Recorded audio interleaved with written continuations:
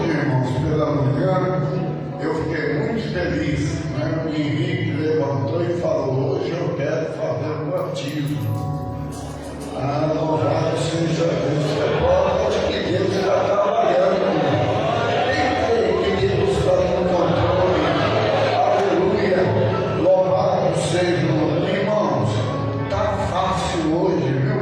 De Deus te sacudir, de Deus te abençoar, de Deus te renovar. Quem crê que vai ser renovado nessa manhã, glorifica o nome do Senhor.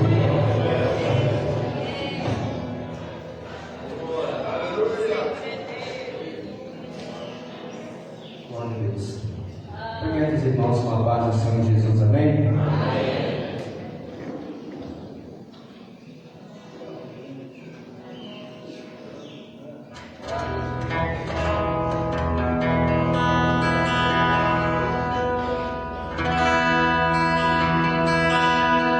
Vamos adorar o Senhor nesta manhã, porque Ele é digno de toda honra e de toda glória.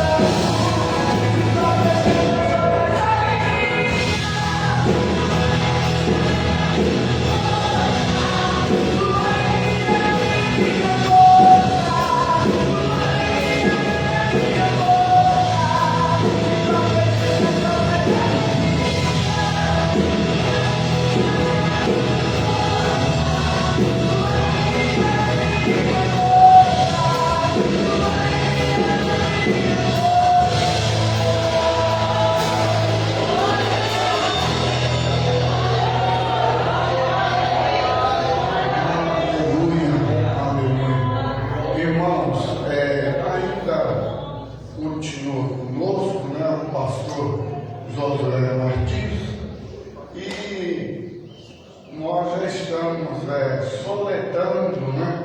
Trazendo na festa de ciclo de oração regional no ano que vem. Os irmãos estão de acordo? Diga amém. Amém. Pastor, viu? E o pastor Josué é um homem assim, de muita agenda, mas eu vou estar no pé dele, igual eu tiro aqui agora, certo? Para ver se a gente está Irmãos, agora vai ser a última participação, passou porque ele vai estar logo após o trabalho viajando para a Cesita, aonde ele vai estar dando o término do congresso de jovens ali naquela cidade. Mas foi muito bom, viu, pastor, ter o senhor aqui e mais uma vez as minhas expectativas foi maior, viu? Pela sua humildade e a sua gentil maneira de tratar, viu? Tem uns caras que chegam e dá vontade da gente com o André ir embora, né? Mas o nosso irmão chegou e cativou no nosso coração. Amém? Louvado seja o nome do Senhor. Ontem, irmãos, muitos irmãos me ligaram, né? E disseram para mim, pastor, esta realmente foi a escola da minha vida. Louvado seja o nome do Senhor. Irmão, o nosso Citipan está em pleno vapor. Já tem alunos de cidades aí, próximas, Matspor, Campo de Caratinga, muitos irmãos já estão querendo matricular. E eu, se fosse você, não faria diferente, matriculava e aprender, irmãos, a lidar com as coisas de Deus é muito boa, amém? Eu sempre gostei de estudar, irmão, eu estou aqui até hoje porque eu estudei, só no segundo ano eu fiquei 7 anos, certo? Então os irmãos sabem que eu sou uma pessoa aplicada, né? Eu fiquei lá 7 anos, eu conheço tudo de segundo ano, tudo.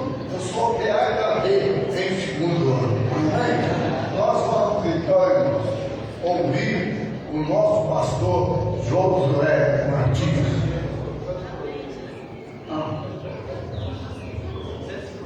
Aleluia, aleluia, aleluia, aleluia. Aleluia, aleluia, aleluia, aleluia. Glória ao Senhor. Glória ao Senhor. Glória ao Senhor.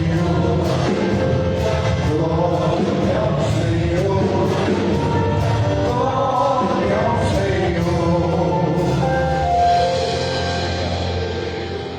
Meus irmãos, a paz do Senhor. Como é bom nós estarmos juntos nessa manhã de domingo e durante esse final de semana nessa escola bíblica. Minha alegria, minha gratidão a Deus por conhecê-los, por Deus proporcionar a nós esse tempo de celebração e de ministração da palavra. Que Deus continue nos abençoando. Deus abençoe o trabalho de vossas mãos.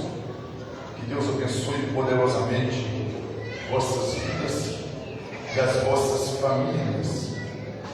Diz que uma hora de ministração corresponde a 8 horas de enxada. Então ontem bateu uma live. Ontem eu bati 3 lives. E dá um cansaço, mas dá um cansaço. Um dia desses eu acabei de pregar em Fortaleza e sentei morto. E aí um pastor do meu lado começou: só não faz nenhuma atividade física, por isso que o altar está te cansando tanto. Se o senhor caminhasse, corresse, nadasse, o senhor preparava para o altar, mas o senhor não se prepara. E ele me dando uma bronca desse jeito. Aí eu olhei assim pensando: o que esse homem está pensando que ele é? Para me dar uma esculachada dessa. Ele falou: eu sou médico, você não estou falando. Aí ele disse: vê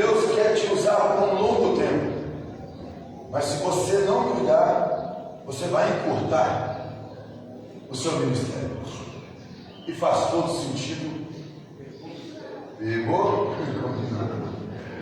Por gentileza, abra as vossas Bíblias, Mateus capítulo 26, vamos ler do 36, Evangelho de Jesus Cristo, segundo registrou Mateus capítulo 26, e vamos ler do 36 até o 46. Muito obrigado, pastor Jorge. Que honra, pastor Henrique. A todos os pastores, muito obrigado, irmãos. A minha esposa queria comigo esse final de semana, mas ela está grávida e foi ficando um tanto que enjoada. Pastor Jorge, menina demais. Eu estou fazendo milagre também, pastor.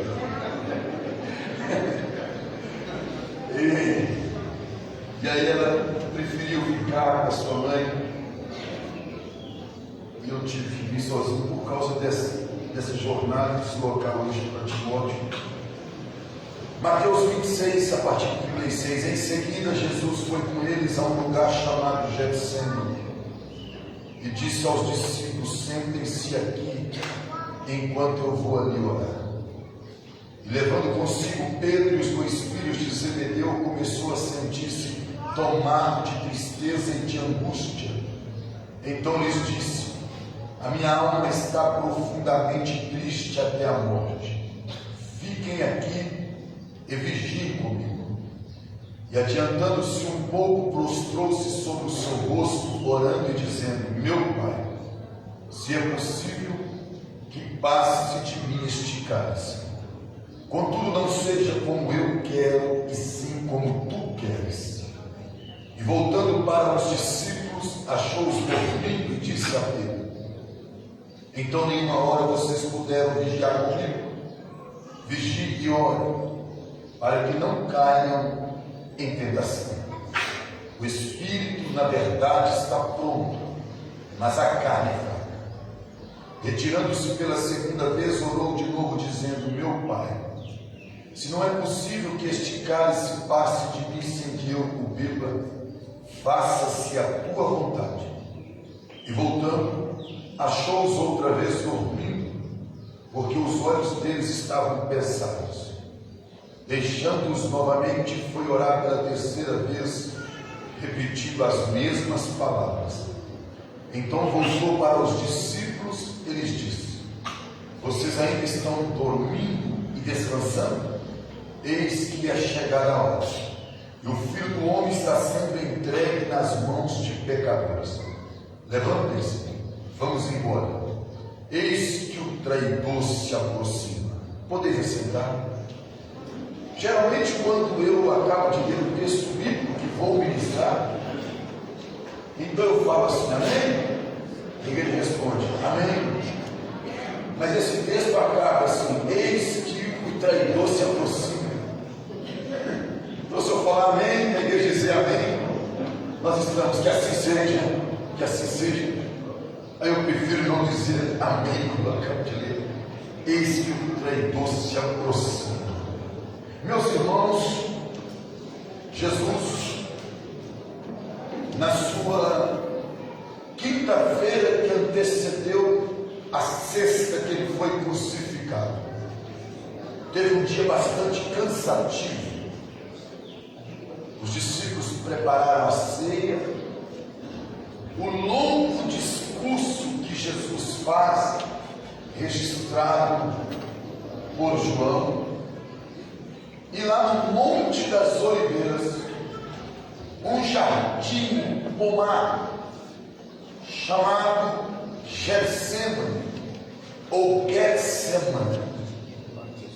Hoje, todos aqueles que vão a Jerusalém querem conhecer o Monte das Oliveiras e principalmente o Getsemane, que é atravessando o ribeiro de Sidrone, e quando começa a subir, era um lugar, um pomar com muitas oliveiras. Era um lugar favorito de Jesus. Sugere que era uma propriedade particular e o dono não importava de Jesus usar. Ele deixava Jesus à vontade, usando aquele jardim. Foi ali que Jesus orou de tal forma que dos seus poros suava gotas de sangue. Alguém diz que surgiu do Getsemane o costume de orar ajoelhado. Lucas diz que ele afastou o povo e se colocando de joelhos orava. Foi Jesus que ensinou no Getsemane que na oração dobrar o joelho diante de Deus evidencia humildade, reverência e reconhecimento da grandeza de Deus. A minha proposta é nós extrairmos algumas lições para a nossa espiritualidade a partir desse episódio do Getsemane. Depois da última ceia, cantaram o hino. Depois que cantaram o hino, saíram para o Monte das Oliveiras.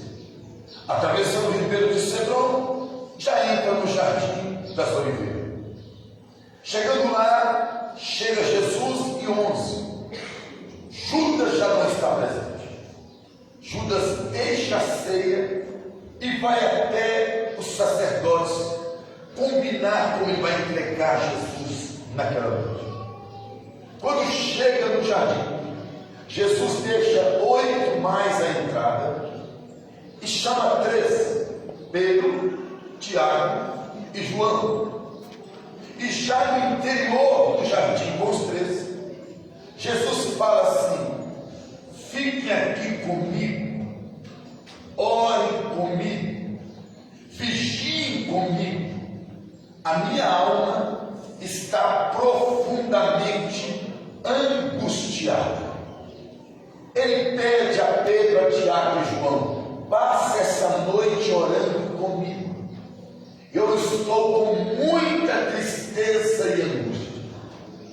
Afastando dos 3 um pouco, ele se coloca de joelho e começa a orar: Pai, se possível, passa de mim este cálice. Todavia não seja como eu quero, mas como o Senhor quer. Levanta da oração, vai até os discípulos e todos estão dormindo. Ele acorda eles e diz: nenhum momento vocês puderam vigiar comigo? Olha, o espírito está pronto, mas a carne é fraca. Vigiai e orai, para que vocês não caiam em tentação. Ele volta a orar e repete as mesmas palavras: Pai, se possível, passa de mim este cálice. Todavia, não seja como eu quero, mas como o Senhor quer. Levanta a oração, vai até os discípulos, e eles estão dormindo novamente. Ele deixa eles dormir.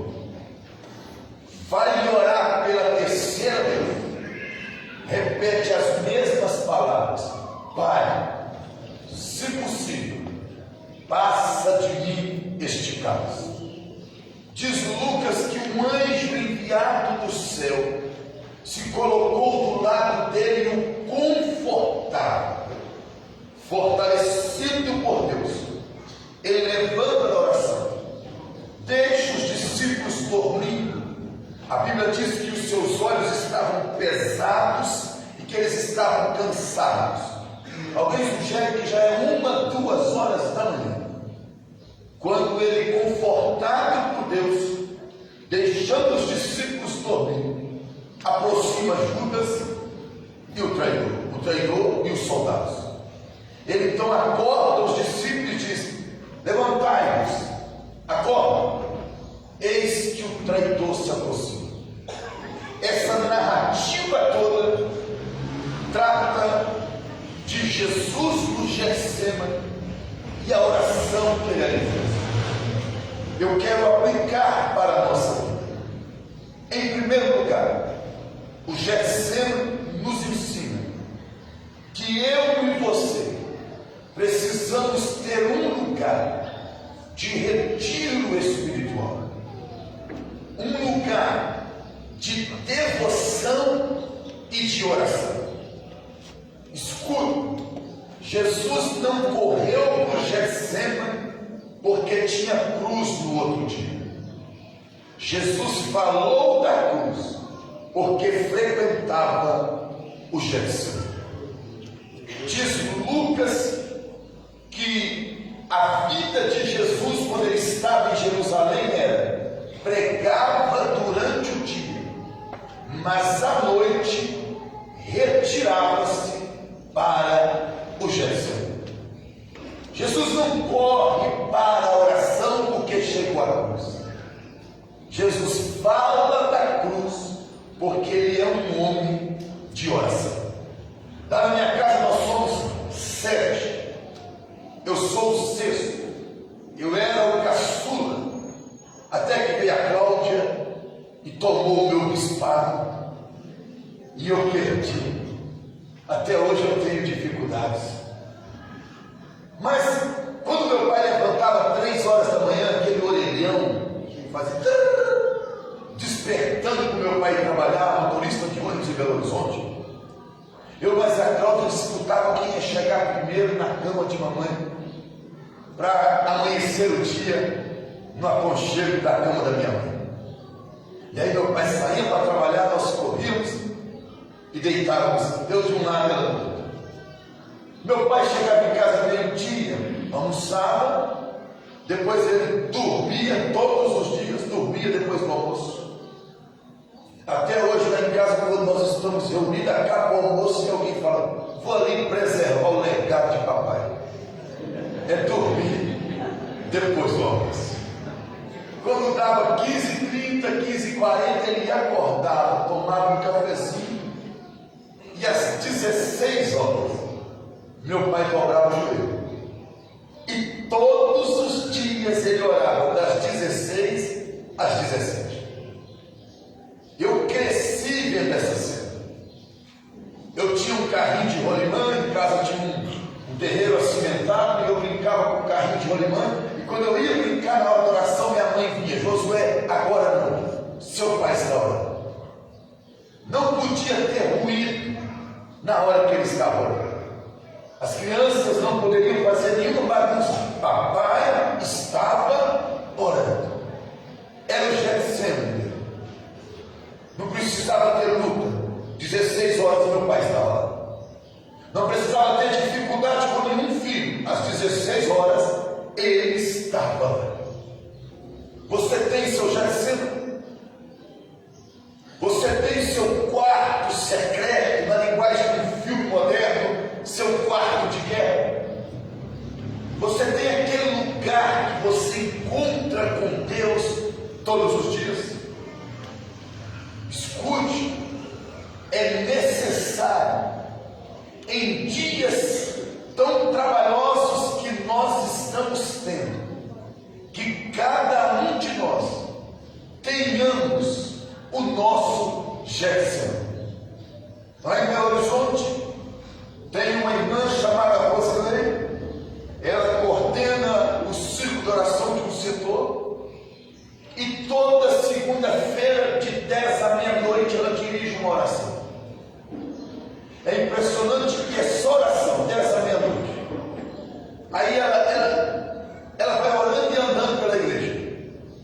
Tiver alguém mexendo no celular, ela para perto da pessoa e vai clamando. Tiver alguém dormindo, ela para perto da pessoa. Ela ora 2 horas. Aí quando é terça-feira à tarde tem um círculo de oração. Ano inteiro nessa pegada. Então o pastor Daniel chegou perto dela e: mas Rosilene, é final de ano, Natal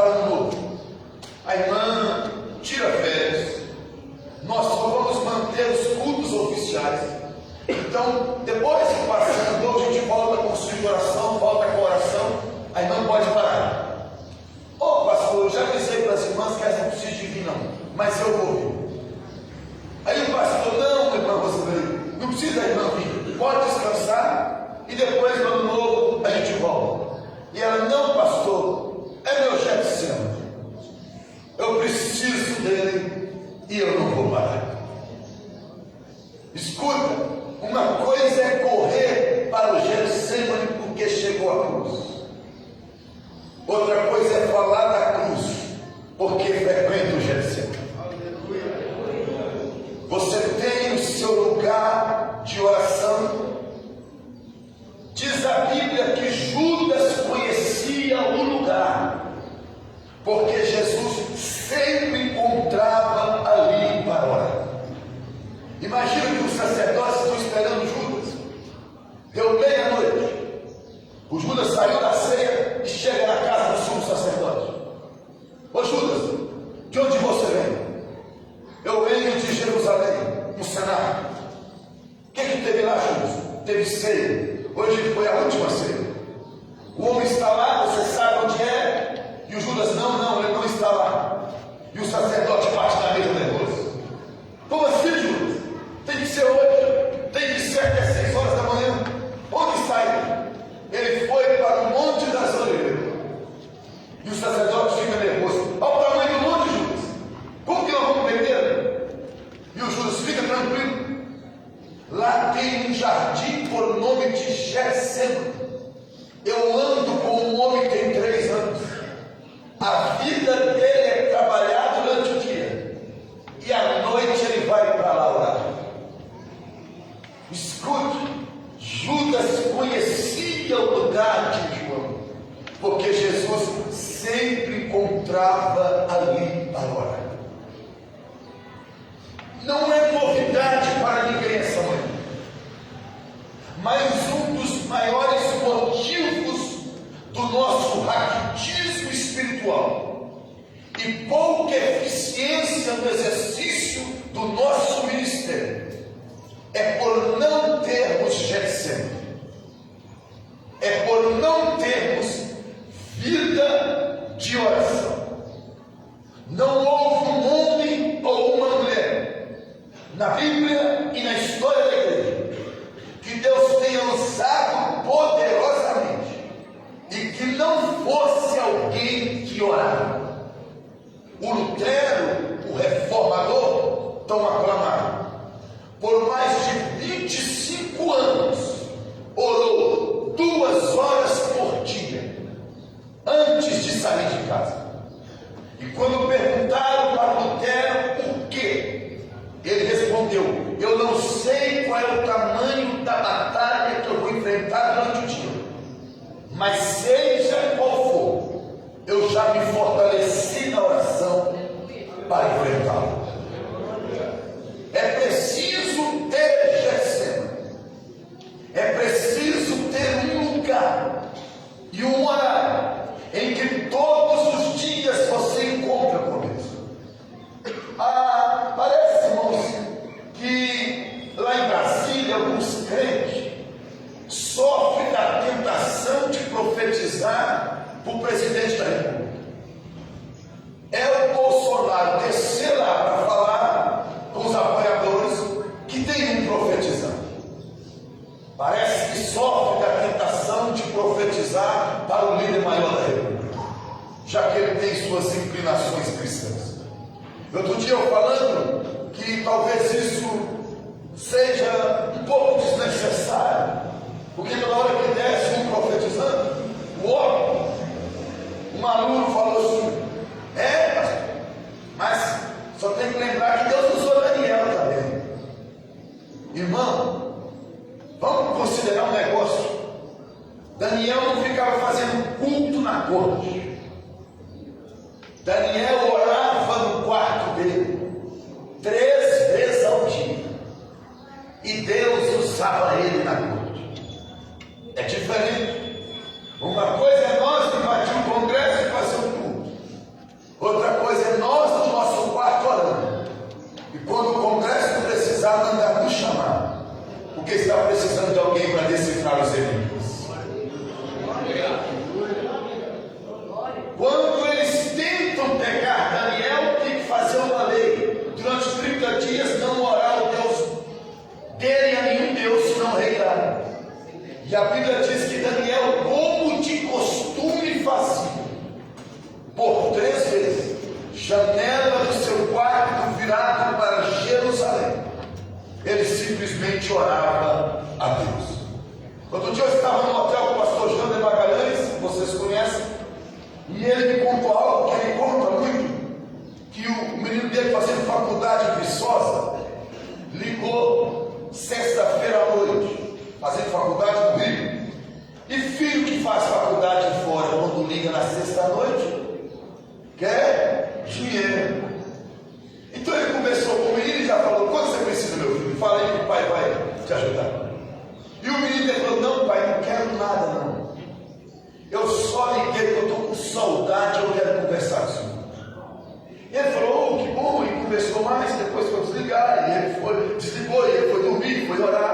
quando ele está orando, Deus fala assim para ele: estou precisando de filho igual seu filho. Como assim, Deus? Estou precisando de filho que vem falar comigo e não está precisando de nada.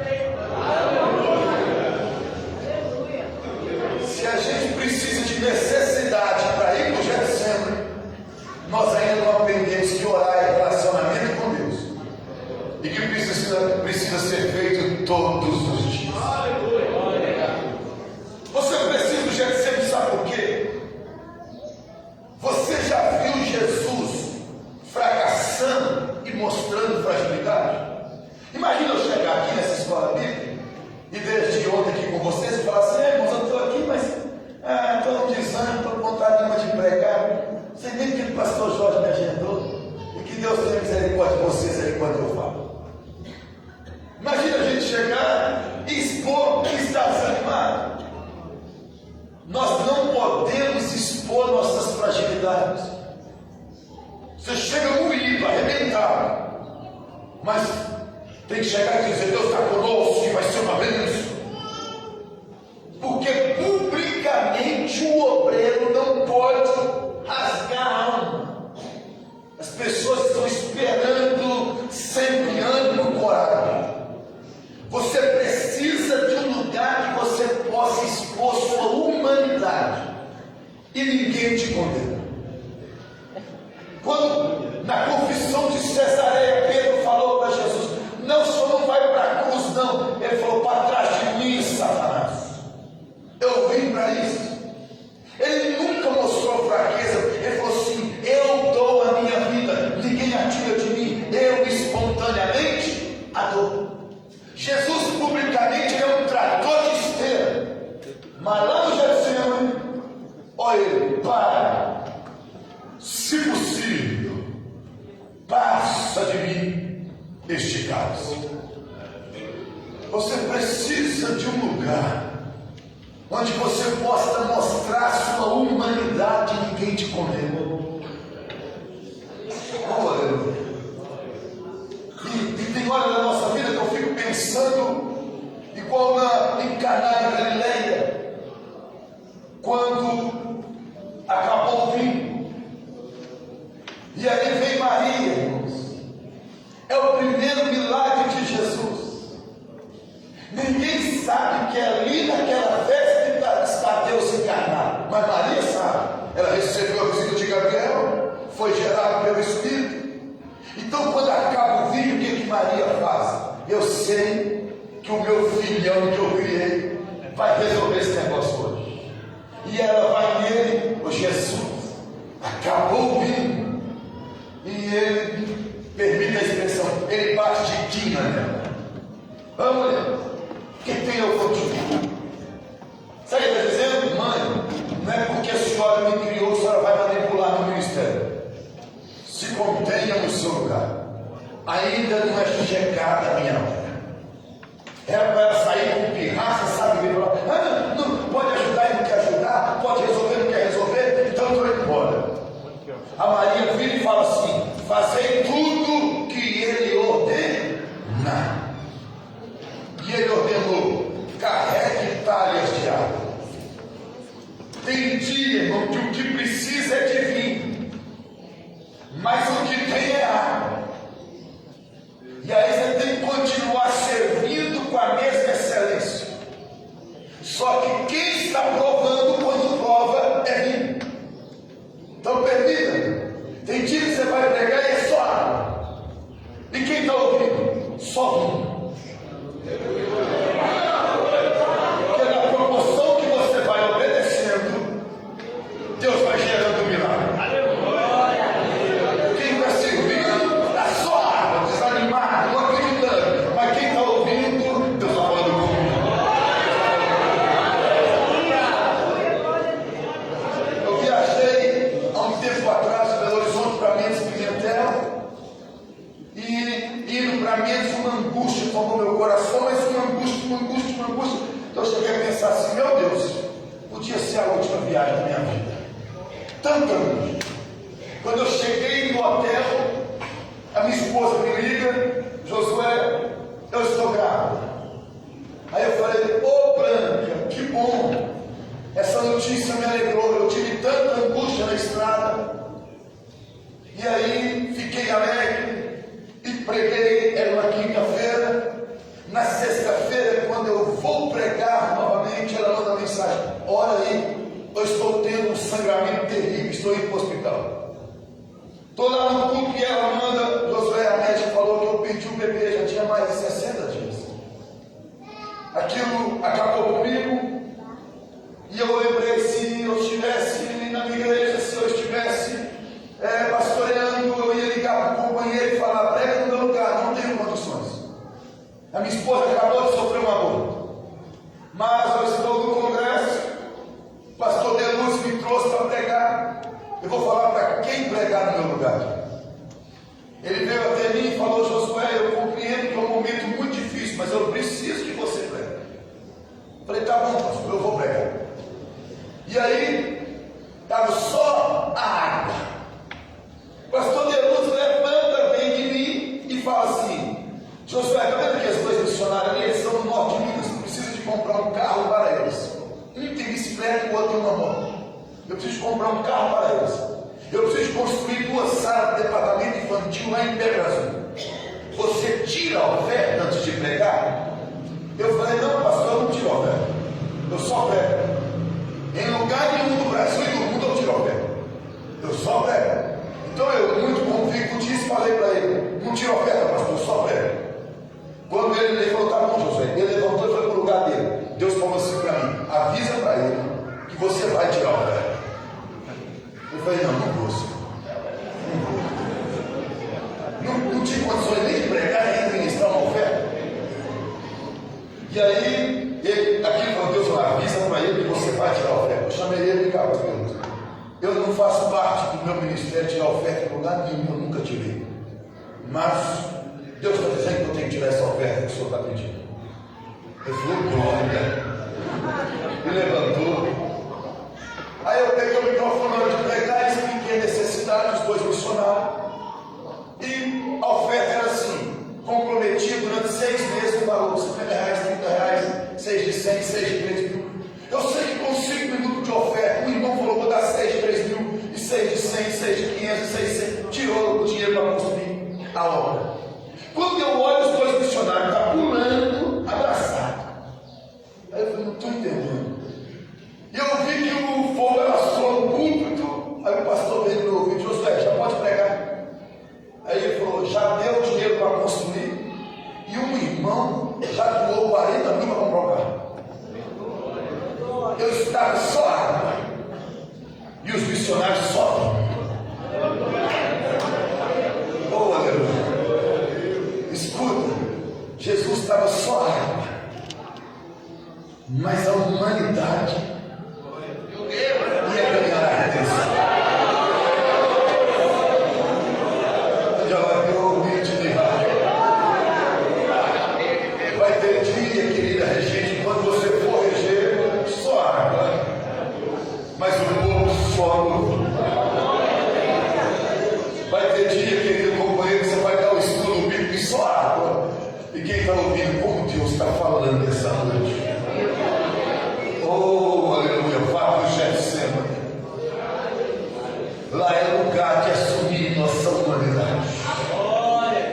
Em segundo lugar, o Getsemane nos ensina que experiência profunda com Deus é no singular. Oh, irmãos, na ceia eram 13, Jesus e mais 12. Quando acabou a ceia, 12, Jesus e mais 11, Judas se ausentou. Quando foi orar, Jesus sozinho. Ninguém mais orava com Deus. Experiência profunda com Deus é no singular. É você e Deus. Lembra de Abacuque 1:1? Peso da visão que viu o profeta Abacuque. Quem viu a visão é que sentiu o peso. Peso da visão que viu o profeta Abacuque.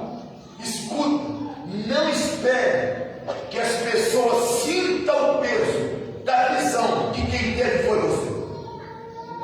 Sua esposa te apoia, mas o peso é teu. Teu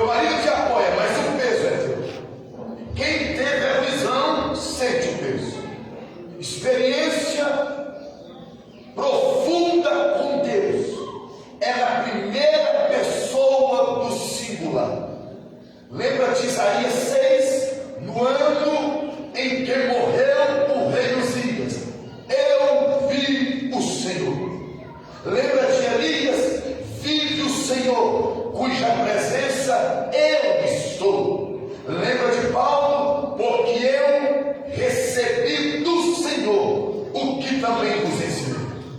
Isaías bate no peito e diz: eu vi o Senhor. Elias bate no peito e diz: eu vivo na face do Senhor. Paulo diz: eu recebi do Senhor.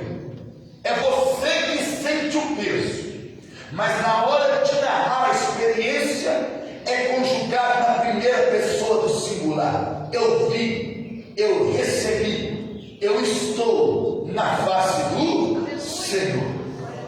Escute isso: o peso é teu, o chamado é teu, o ministério é teu.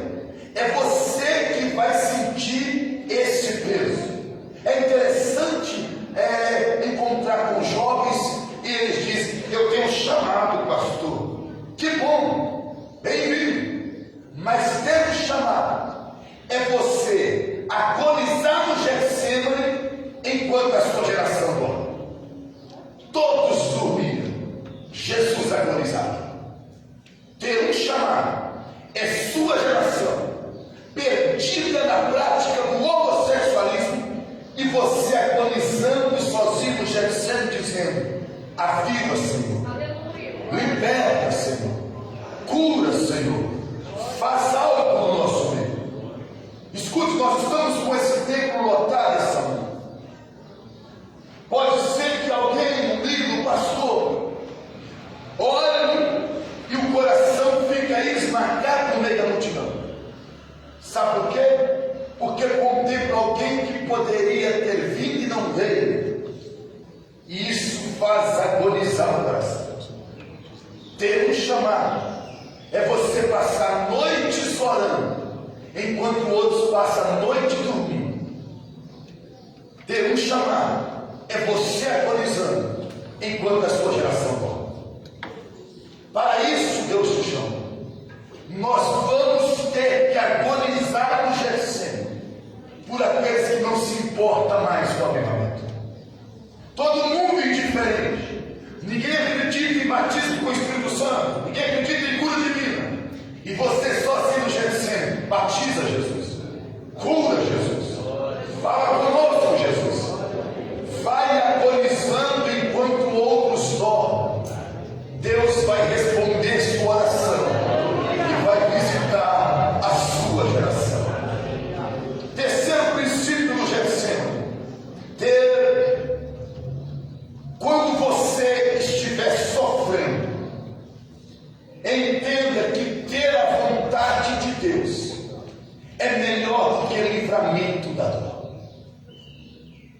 Quando a vida te esmagar, você vai ter que escolher entre: Deus, me livra desse momento, ou Deus, seja feita a tua vontade.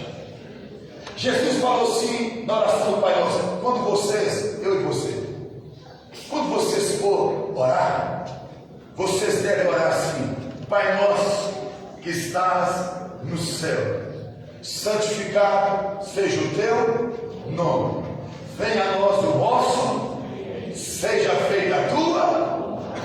Olha o que Jesus está ensinando: quando você for orar, diga para o Pai assim: seja feita a tua vontade. Agora é Ele que está orando. No outro dia Ele vai ser morto. E aí Jesus vai aplicar para o Senhor mesmo que o Senhor mandou ou não? E Ele vai para o Getsemane e diz assim: Pai, se possível for, passa de mim este cálice. Todavia, não seja como eu quero, mas como o Senhor quer. Nós estamos aqui esta manhã. Permita, o Pai está aqui, o Filho está aqui, o Espírito Santo está aqui, a palavra está aqui e a igreja está aqui. Significa que o sobrenatural do céu está aqui. Deus pode fazer qualquer coisa aqui essa manhã que o caráter dele permite. O poder dele está sobre nós. Agora permita, qual é a sua oração?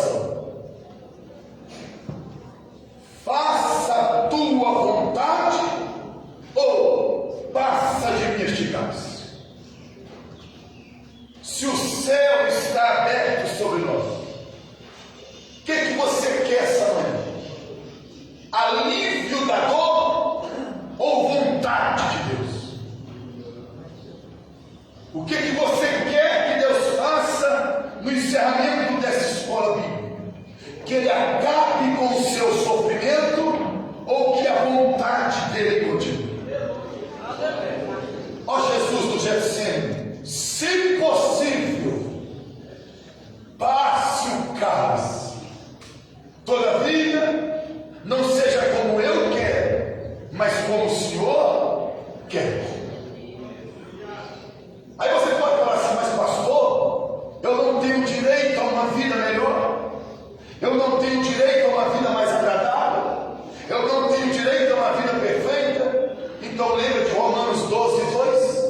A vontade de Deus é boa, perfeita e agradável. Olha bem Jesus do Getsemane.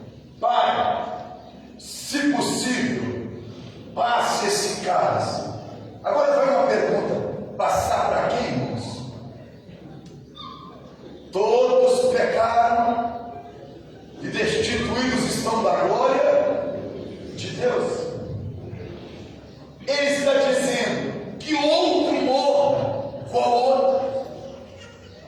Só Ele tem a nossa natureza sem ter o nosso pecado. Então só Ele poderia nos resgatar. Passar para quem? Ele está usando a figura da Grécia quando prendia 10 criminosos.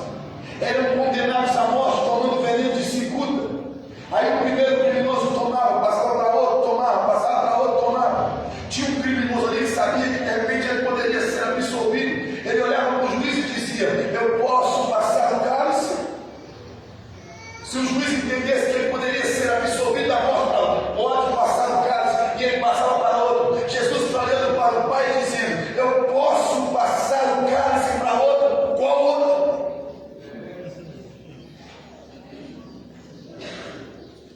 E aí ele fala: todavia, não seja como eu quero, mas como o Senhor quer. Lá na Inglaterra, uma criança de 5 anos ficou muito doente na igreja. E a criança internada, o pastor fez uma aliança, um propósito. No final de cada culto, nós vamos reunir a liderança e vamos clamar, pedindo para Deus curar essa criança. E aí reunia a liderança e orava: Deus, cura a criança e tal. E no final da oração o pastor falava assim: todavia, seja feita a tua vontade. No outro culto de novo fazia oração: mas Deus, seja feita a tua vontade. E a criança aqui orando, levantava o clamor, e no final da oração o pastor: entretanto, Deus, seja feita a tua vontade. Aí teve um dia que acabou a oração e a mãe da criança: o pastor só vai orar de novo.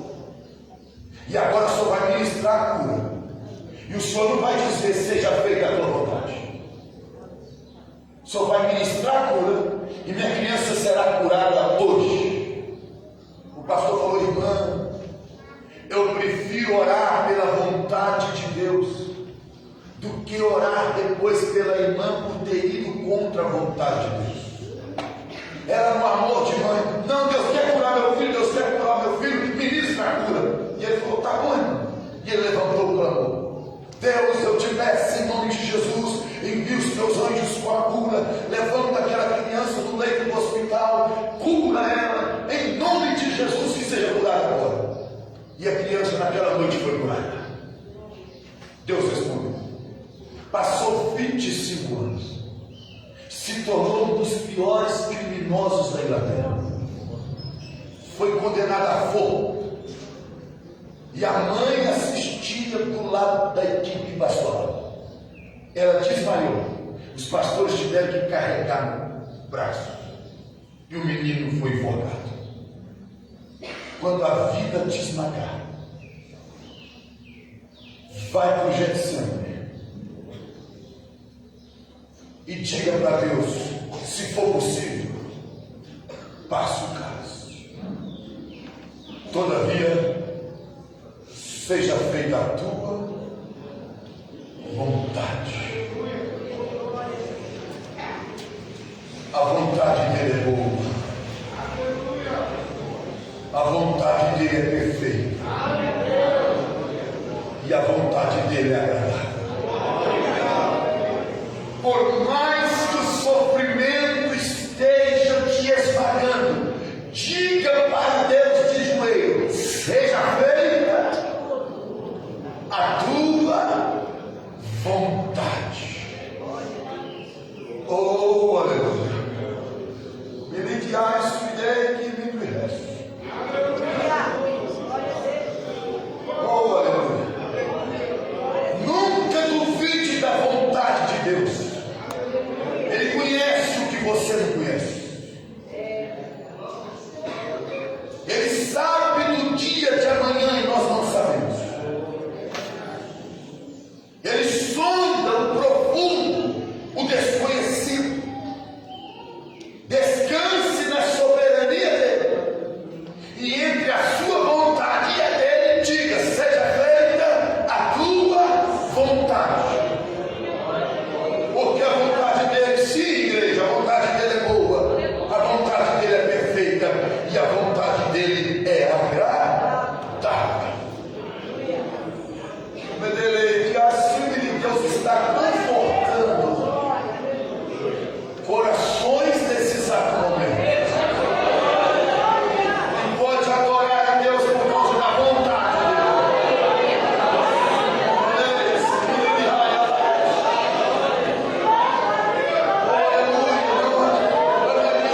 Triste é a vontade da carne, horrível é a vontade dos demônios, destruidor é a vontade do pecado, maligno é a vontade da corrupção, mas a vontade de Deus não. A vontade de Deus, ela é boa, perfeita e agradável.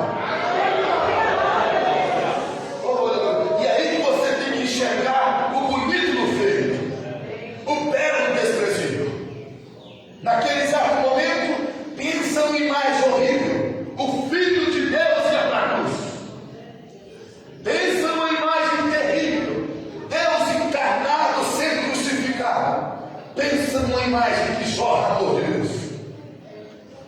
Tem hora que a vontade dele vem de cruz te esmagando e está jorrando amor, está jorrando redenção.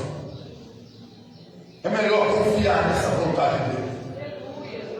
Ela é perfeita e ela é agradável.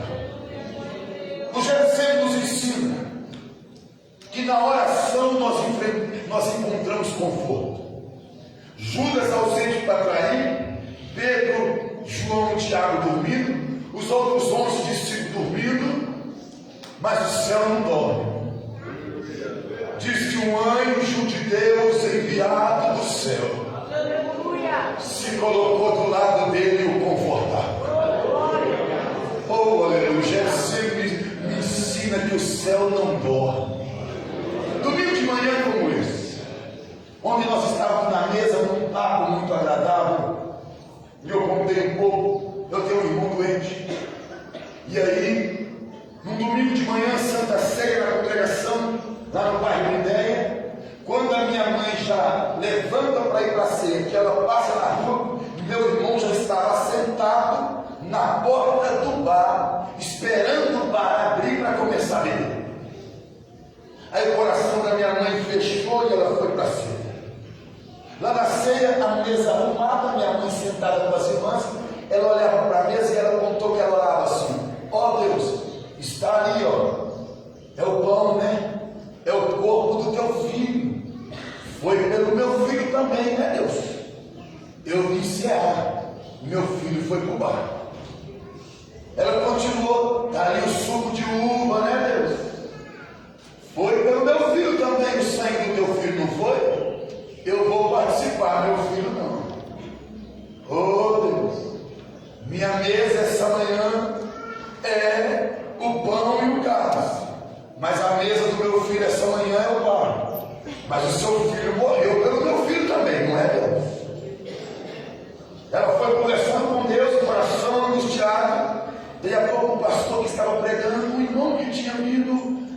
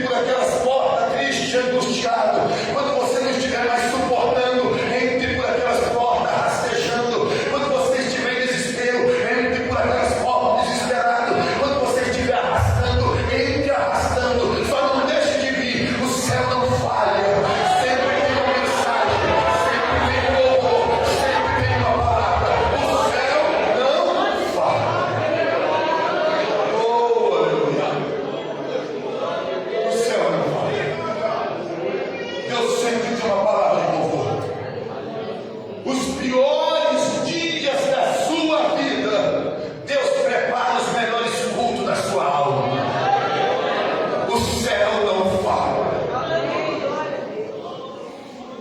Eu lembro quando a rebelião de Absalão. Davi perdeu o trono para o próprio filho, que é algo mais terrível. E ao perder o trono para o próprio filho, ele tem que fugir para não ser morto. Alguém avisou: se você não atravessar o Jordão ainda essa noite, o exército de Absalão te mata. Davi foge e ele vai orar. Aí a gente pensa o seguinte: Davi vai pedir a Deus: mata meu filho, me devolva o trono, e eu quero o trono. E quando Davi vai escrever o salmo aquela noite, fugindo de Absalão, Davi diz assim: assim como a costa suspira pelas correntes das águas, assim por ti, ó Deus, suspira a minha alma. A minha alma tem sede de Deus, do Deus vivo. Quando irei, me apresentarei diante da face de Deus. É você pegar Davi chorando lá no Jordão e dizendo: ô Davi, quer voltar para o trono? E ele: não estou sentindo falta do trono, estou sentindo falta do tempo.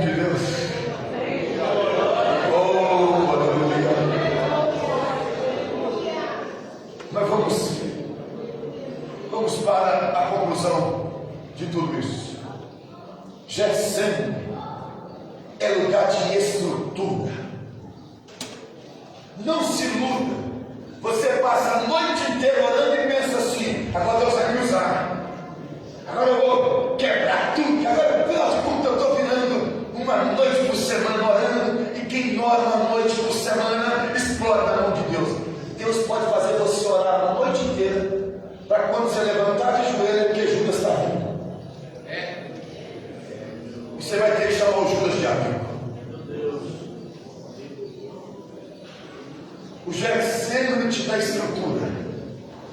para chamar de amigo quem não orou com você porque estava te traindo.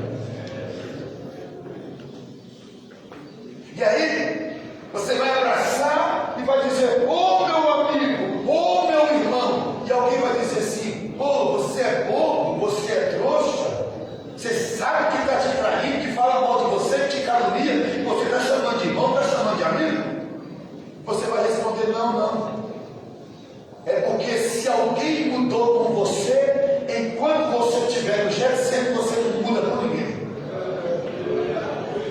A oração te dá estrutura para chamar traidor de irmão. E não é hipocrisia, é graça. Oh, aleluia. Você vai suportar cada coisa aí. Deus está gerando uma estrutura aí, enquanto você está de joelho. O Getsemane te dá estrutura para consertar o estrago de quem estava dormindo na hora de orar e quer resolver na espada na hora da pressão. Cuidado com Pedro, viu? Cuidado com Pedro. Na hora de orar, Pedro dorme. Na hora da pressão, Pedro arranca a espada.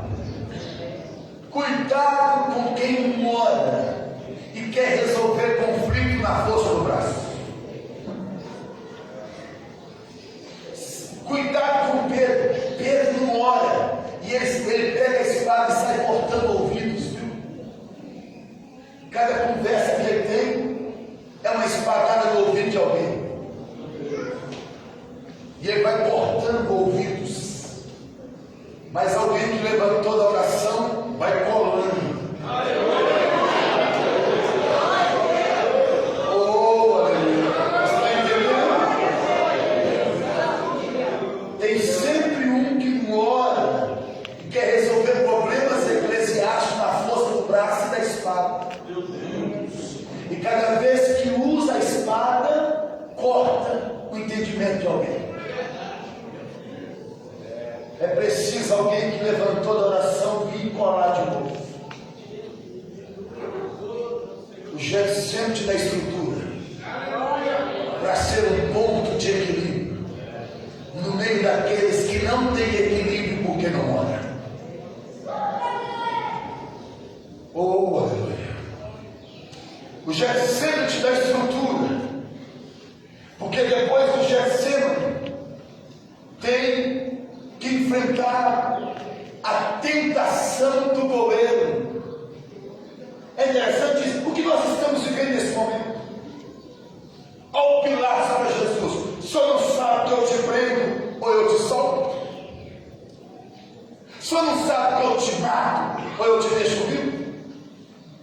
Ao Jesus para Pilatos: primeiro, você não teria nenhum poder se do alto não tivesse sido lhe dado. Nenhuma autoridade assusta uma igreja de ora.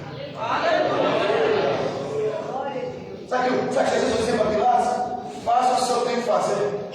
Quem te colocou como governador, eu já resolvi com ele no Getsemane orando. Posso seguir seu curso. Eu sei o que o Pai tem comigo. Oh, aleluia. Irmão, a tirania de Pilatos não pode assustar uma igreja que ora. Vai lá e faz o que você quiser fazer, mas deixa eu te falar, só vai acontecer comigo o que Deus quiser que aconteça. Como é legal isso, meu irmão. O Nabucodonosor para Sadraque, Mesaque e Abednego: eu estou aquecendo a fornalha 7 vezes mais. E eu quero ver qual é o Deus que vai livrar vocês da fornalha. Tem hora que eu fico pensando: onde está Deus? Quando Nabucodonosor fala: quero ver qual é o Deus que vai livrar da fornalha. Aí os 3 jovens: ô rei, quanto a esse negócio, não precisamos te responder. O nosso Deus, Ele pode nos livrar. O nosso Deus vai nos livrar. E se Ele não nos livrar, fique sabendo, ó rei, que nós não vamos nos encurvar. Está em jogo aqui a fidelidade. Se ele me vale a Deus, se ele não me vale a Deus, e nós vamos continuar sendo fiéis, o livramento ou sem livramento. Lançaram os homens na fornalha.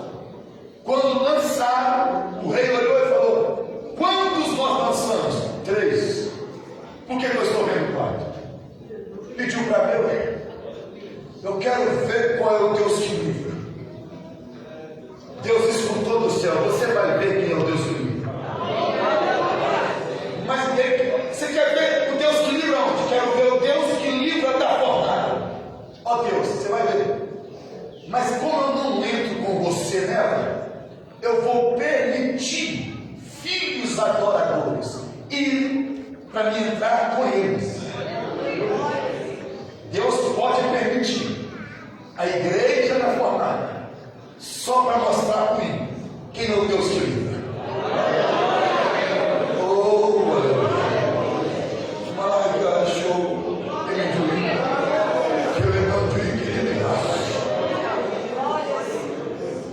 É impressionante isso. O sistema era tão bruto que chamaram os homens mais fortes para amarrar os 3 jovens. E aqueles homens mais fortes que amarraram os 3 jovens, depois morreram queimados. Esse sistema bruto é autodestruidor. Deus vai livrando os adoradores, e o fogo do sistema vai queimando os mais fortes. Não desista. Vá para o Getsemane. Depois do Getsemane tem Herodes. Era louco para ver Jesus. E não é que o Pilatos, ouvindo que Jesus era da jurisdição de Herodes, mandou Jesus para lá. E quando Jesus chega, ó, Herodes, faz um milagre. Faz um milagre. Faz um milagre. Sabe o que é isso, irmãos? O Herodes nunca interessou por Jesus, mas queria ver os milagres. Jesus entrou mudo e saiu calado. Eu fiquei pensando comigo, Jesus nunca perdeu uma oportunidade de evangelizar. Por que ele não evangelizou Herodes?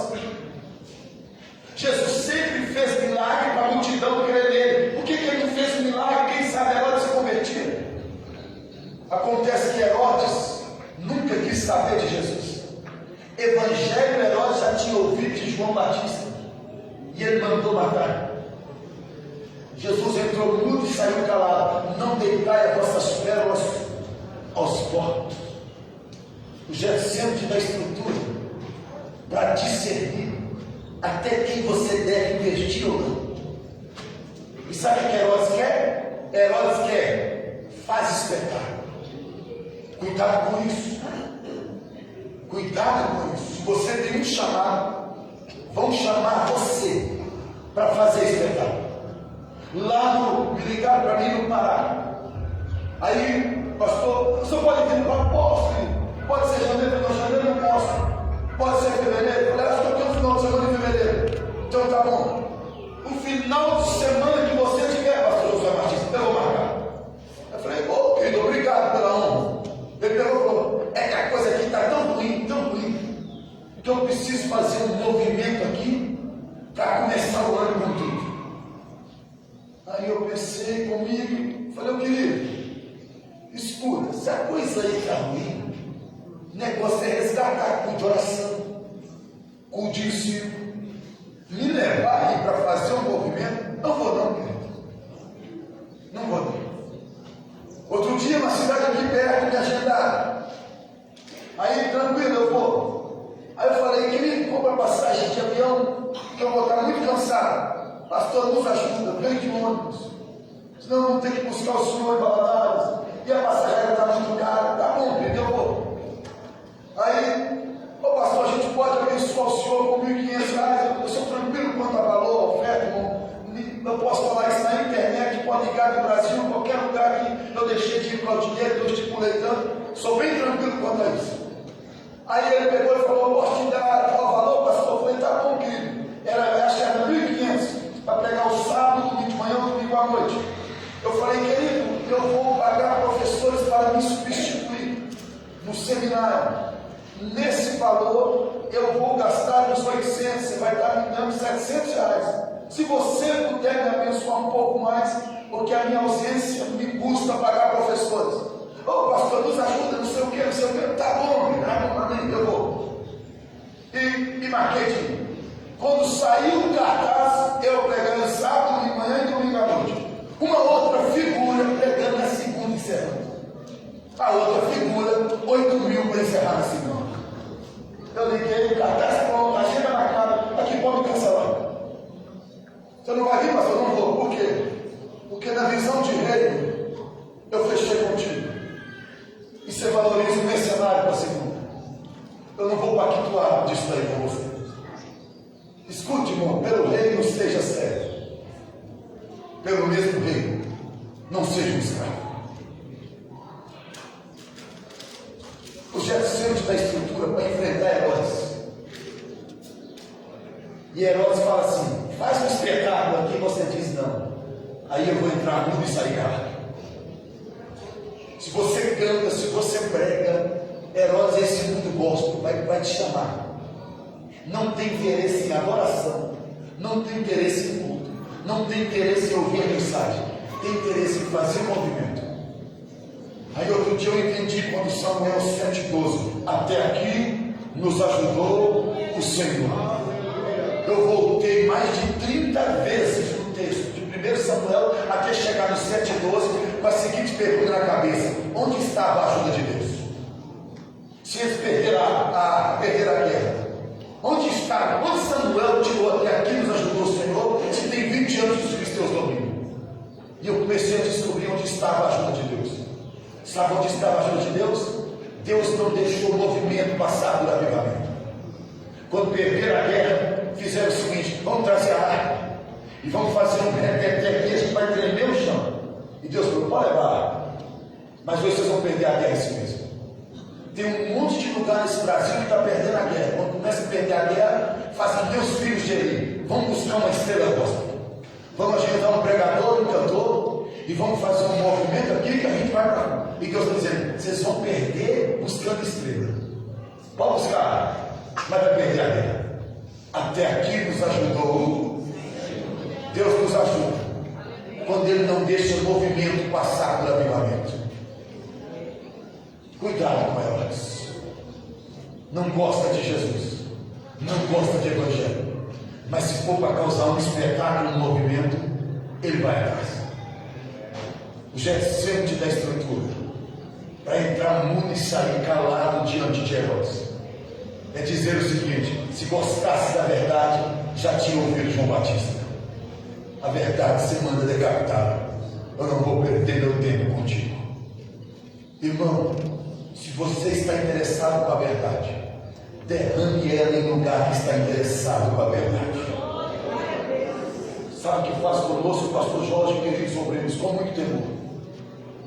Existem lugares neste país que a liderança não tem nenhum compromisso com a verdade, mas chama a gente para pregar e diz para a gente assim: pode pregar a verdade, porque o povo gosta dessa verdade.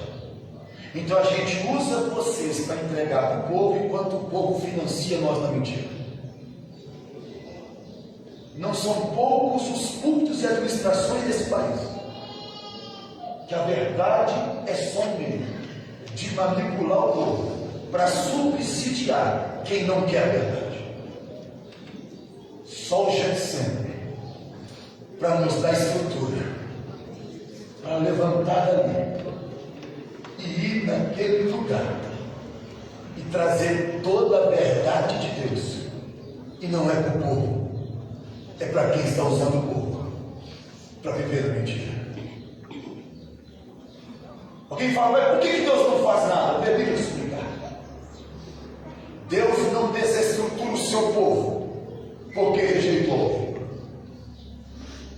Eu pontuei aqui de Moisés. Quando Deus falou assim para Moisés: rejeitei todo mundo, 20 anos para cima, que eu falei ontem no início, se Moisés fosse inteligente, ele teria pensado assim: nem eu, Senhor, e Deus nem você. Então o Senhor rejeitou de 20 anos para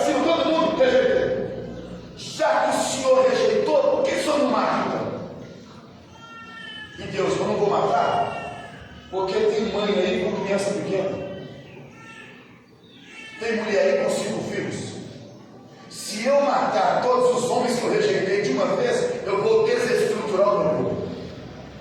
E eu não desestruturo enquanto rejeito. Então o que o senhor vai fazer? Estou prolongando para 40 anos a peregrinação. E vou fazer cair maná para todo mundo. Só que a geração mais nova está comendo maná para entrar em Canaã. E a geração que eu rejeitei está comendo maná para morrer daqui uns dias. E caía maná para todo mundo. A paciência de Deus. 40 anos dando maná para todos. Daí 5 anos, morre um punhado. 15 anos, morre outro punhado. 20 anos, morre outro punhado. E a outra geração crescendo. Uma geração comendo maná para entrar em Canaã. E a outra geração comendo maná para esperar o dia da morte. Porque Deus já rejeitou. Mas Deus não desestrutura o seu povo porque rejeitou alguém. Está caindo maná na escola bíblica. Amado, que ela é a série. Deus sustentou com maná, amador, esse cara. E já tem décadas, é religioso, que ele vem sustentando com maná essa igreja. Religioso. Ele estava dando maná para gente que ele já havia rejeitado. Mas não arrancava de uma vez para poder não acabar com a estrutura. Que lhe baixe. E nesse período ele foi fazendo crescer uma nova visão, uma nova mentalidade, uma nova geração. Ele é em Cristo. E foi arrancando aqueles que ele havia rejeitado e abrindo espaço para aqueles que ele queria usar.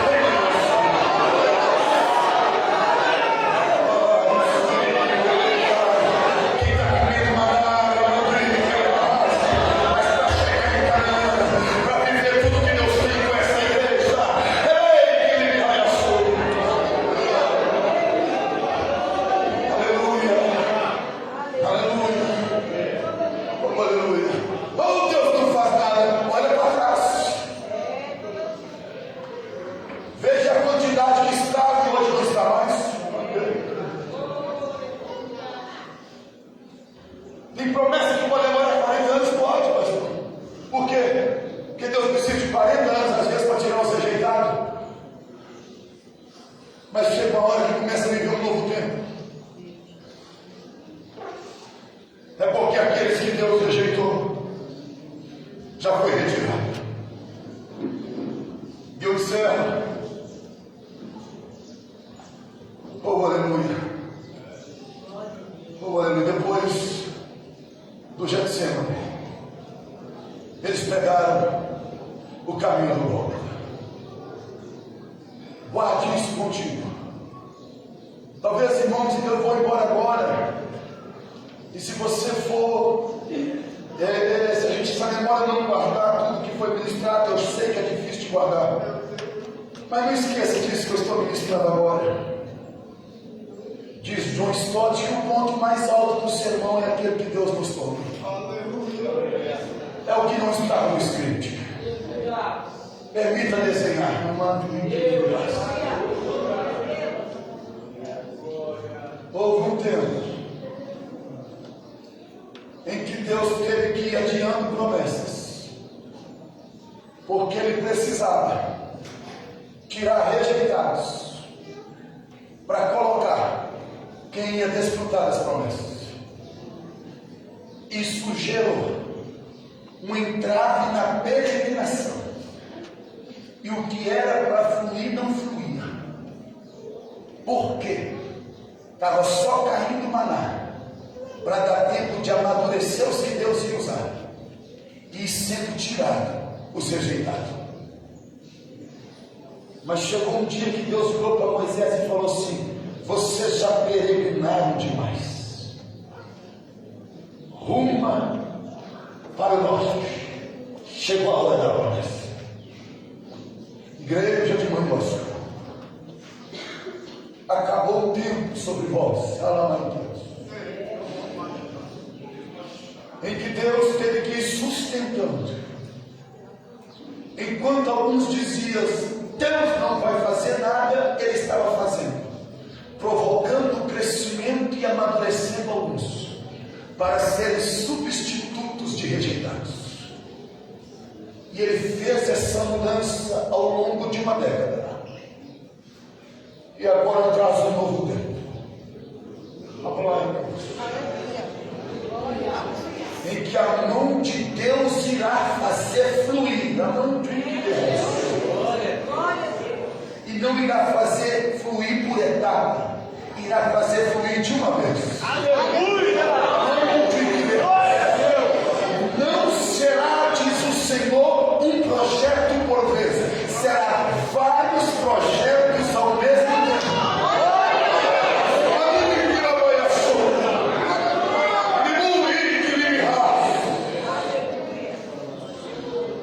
Vocês já peregrinaram demais. Ele falou para Moisés: e eu já tirei quem eu já rejeitei, e já fiz crescer quem eu vou usar. Chegou o tempo da promessa. Para o norte,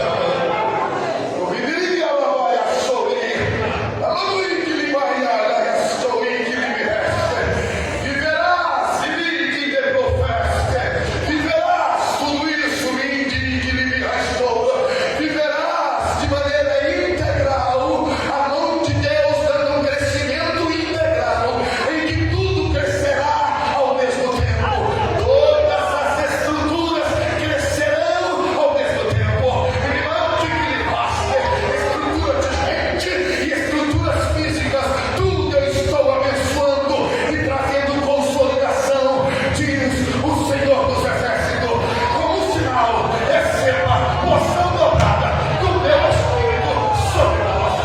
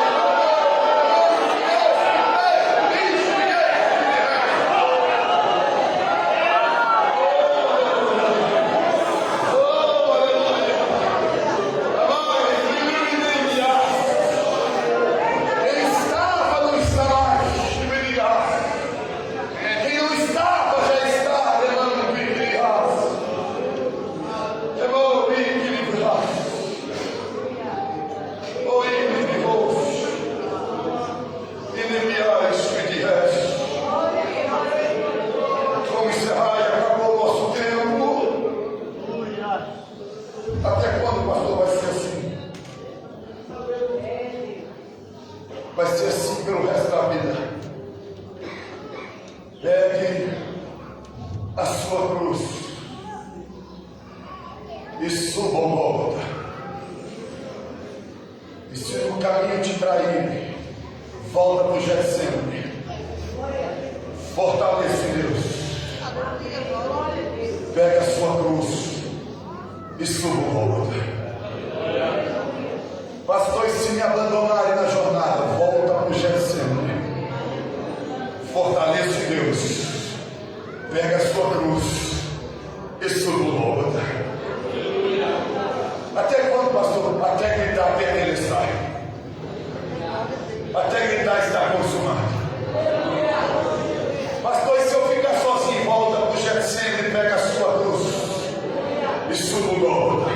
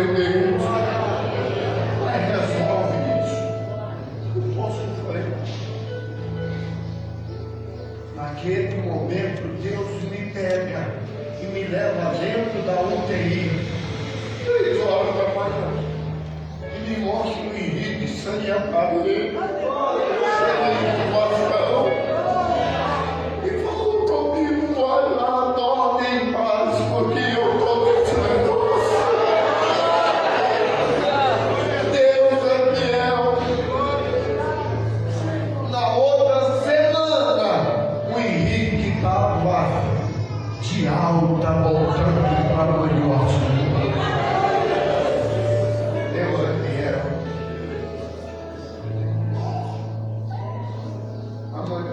ontem, 6 horas da manhã, que eu fiz. Joãozinho, eu estava lá vendo o caminhão enchendo a segunda parte da minha casa. Eu falei um dia com Deus, eu trabalho com 50 anos na tua obra e não tenho uma casa minha. Deus está me dando a minha casa. Eu não sei quantos dias eu vou morar nela, mas lá naquele segundo andar eu vou cuspir na cabeça do capeta lá embaixo. Em nome de Jesus. Deus aqui é. Quem crê que Deus aqui é? Isso aqui, irmãos, é um sonho. Isso aqui é um sonho. Isso aqui foi trabalhado sem alarde. Tinha uma bacana. E às vezes tem recursos. Mas isso é um sonho. O campo todo de Manhuaçu está em construção. É a resposta dos 10 anos, Deus fazendo tudo completo. Deus abençoe. Como Deus está aqui nessa manhã. Quem está sentindo Deus aqui? Como é bom, irmãos, ter uma manhã como essa, um amigo igual Adolfo. Ele falou comigo, quando eu tenho um amigo no momento mais difícil da minha vida, da minha história. Esse homem teve do meu lado em Belo Horizonte sofrendo comigo. Eu nunca vou poder, pastor, retribuir o que sofreu. Mas Deus é fiel. Deus é fiel.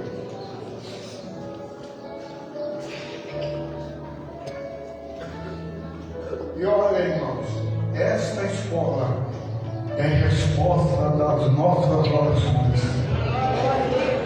Até os homens que estão pregando aqui nesta manhã, é resposta das nossas orações. Quem quer nisso, dá uma salva de palmas.